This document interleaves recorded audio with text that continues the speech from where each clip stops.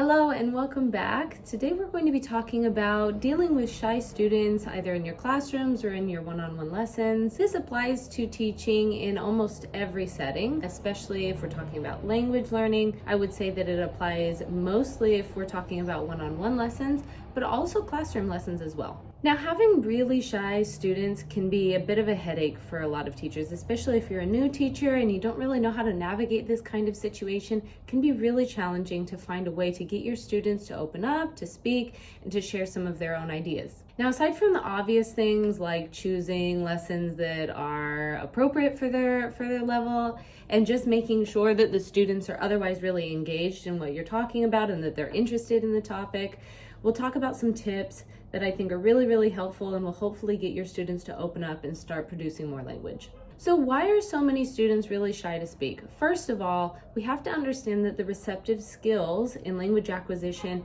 generally come first. And when I say receptive skills, I'm talking about reading and listening skills. Typically speaking and writing skills usually come a bit later. That's just generally the way that language acquisition works. Of course, this doesn't happen in every case, but generally speaking, this is true for most language learners. For a lot of people learning languages, producing language just feels a bit more frightening, right?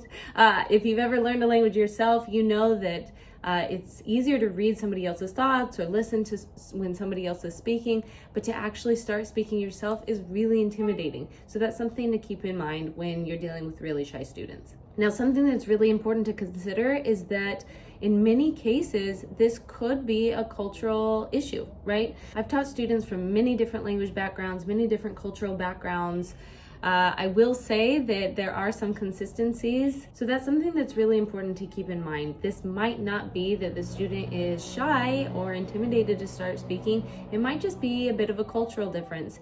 In that case, you might just need to encourage the student to share more, to expand, to elaborate a little bit more on their thoughts. As I mentioned before in other videos, you as the teacher need to be patient. Give them time to speak, okay? Don't dominate the conversation. Don't try to force them to produce language. Give them the time, especially if they're really new and beginner level students. Give them the time to produce the language if you ask them a question and it's taking some time for them to come up with an answer. Now, the first tip I'm going to share, and I mentioned this in one of my videos in the past, I'll link it below, but this is to have a new student questionnaire. The reason why this is so important is because not only will this show you their strengths and weaknesses in the language, it will also get you to tap into the student's interests. What do they like talking about? Because a student is more likely to share and open up, of course, if the topic that you're speaking about is something that they're interested in. That's very obvious. This will also give you as the teacher the ability to see their strengths and weaknesses, as I mentioned before, and figure out what kind of activities you might need to do. And through those activities, you can get them to produce more language. So the second tip for managing really shy students and getting them to open up more, get them to produce more language through writing. A lot of teachers are a bit intimidated to use writing skills in their lessons, but this is actually a really important skill that most students need to practice. I suggest keeping these kinds of activities short. I wouldn't use 15 or 20 minutes of the lesson to do writing skills, but something really simple. We're talking about maybe just a paragraph or a couple sentences. One of my favorites is actually to have the student write questions about a topic or questions about some sort of interest or whatever it is that you're discussing in the lesson, and then have the student answer their own questions. The reason why this is a really effective technique is because not only you're giving the student time to produce the question, to produce the language in a setting that's a little bit more safe, it feels safer for them, it's less intimidating, but also likely if they wrote the question down, they also kind of pondered their own answer subconsciously. So they already have an answer prepared for when you turn the question around and ask them. Producing written language just feels a lot safer for a lot of students. And something that's really beneficial with written language is that you can actually see all of the mistakes that the student has written down. So you can take the time to correct those mistakes with the student. They can see their own mistakes, but also this is good for you as the teacher because it allows you to figure out exactly what it is that they need moving forward. Another activity that's really useful is to get students to read out loud more. Depending on the student's level, I wouldn't suggest having really long text. This can be really draining and really exhausting for students that are very beginner level students.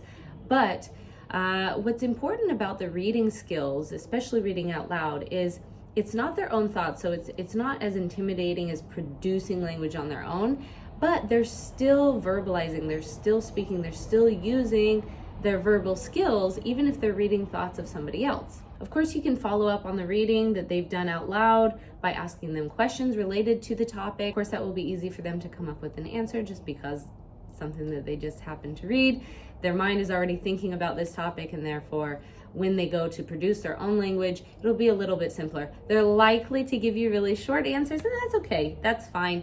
I wouldn't push your student too much, especially if they're really shy. You want the lesson to be light and fun. You want them to enjoy themselves. You get bonus points if the student is reading their own writing out loud. I think that this is something that's really useful, gives them the opportunity to actually verbalize the thoughts that they had written down on paper or typed through the chat.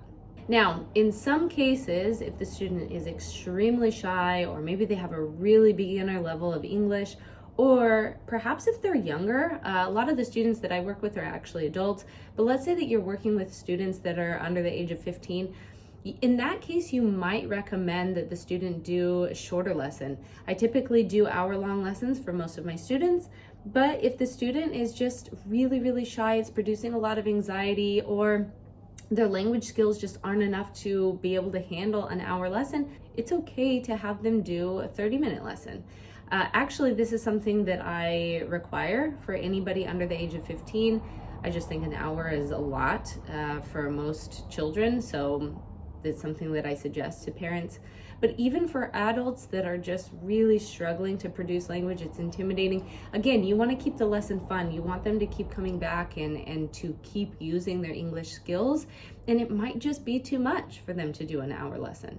Of course, that doesn't mean that that won't increase over time. Of course it will, and especially if they are enjoying themselves, they're starting to really pick up the language, they're likely to want to do an hour lesson going forward. I hope these tips were really helpful. If they were, please like, share, and subscribe. I'll see you soon. Bye.